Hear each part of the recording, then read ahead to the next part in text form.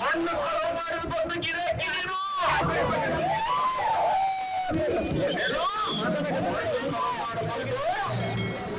ನಮ್ಮ ಮುಖ್ಯಮಂತ್ರಿಗಳ ಬಗ್ಗೆ ಈ ರಾಜ್ಯ ಮೆಚ್ಚಿನ ನಾಯಕ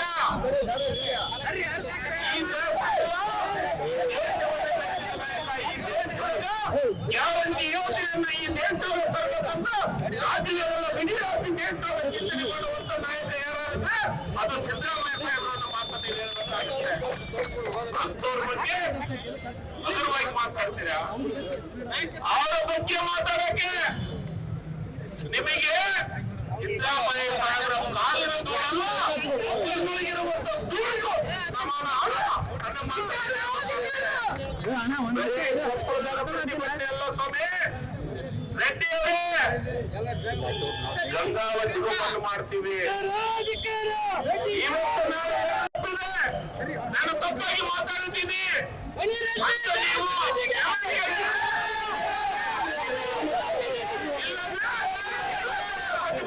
ಮಾಡಿ 2 ಬೆಡ್ರೂಮ್ ಕೊಡ್ತೀನಿ ಅನ್ನೋ ಮುಖಾಂತರ ಯಾವ ದೇವಸ್ಥಾನಕ್ಕೆ ಯಾವ ಮಸೀದಿಗೆ 5 ಕೋಟಿ 6 ಕೋಟಿ ಅಂತ ಸುಳ್ಳು ಇವತ್ತು ನೀವು ಗೆದ್ದಿದ್ದೀರಿ.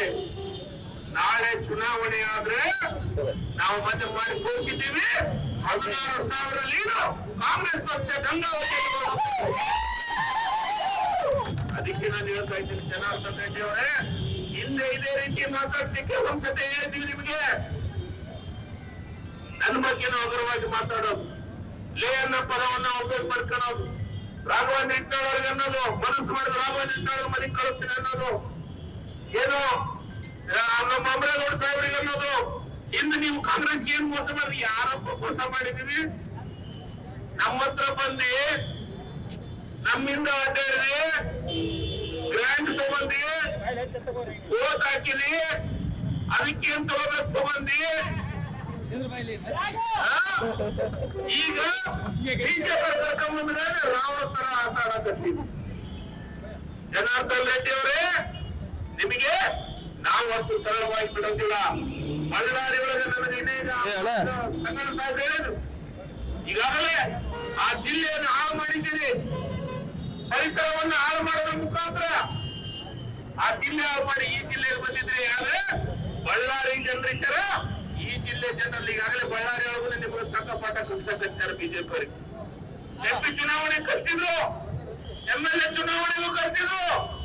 ಈಗ ನಿಮಗೆ ಈ ಜಿಲ್ಲೆ ಒಳಗೂ ಪಾಠ ಕಲಿಸುವಂತ ಕೆಲಸವನ್ನ ಈ ಜಿಲ್ಲೆ ಜನರು ನಾವು ಮಾಡ್ತೀವಿ.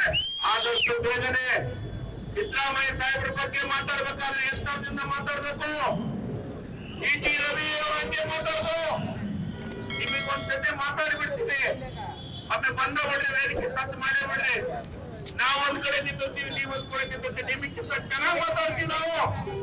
ಆದ್ರೆ ಅಂತ ಸಂಸ್ಕಾರ ಸಂಸ್ಕೃತಿಯನ್ನ ನಮ್ಮ ನಾಯಕರು ಯಾರು ನಾವು ಕೊಡ್ತಿಲ್ಲ. ನಮಗೆ ಇದರಿಗೆ ಗೌರವದಿಂದ ಮಾತಾಡೋದು ಹೇಳಿದ್ದಾರೆ.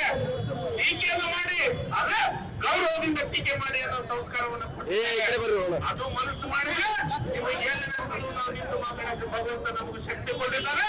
ಪಕ್ಷದ ಶಕ್ತಿ ಕೊಟ್ಟಿದ್ದಾರೆ. ನಮ್ಮ ನಾಯಕರು ಮಾಡಿದ್ದಾರೆ.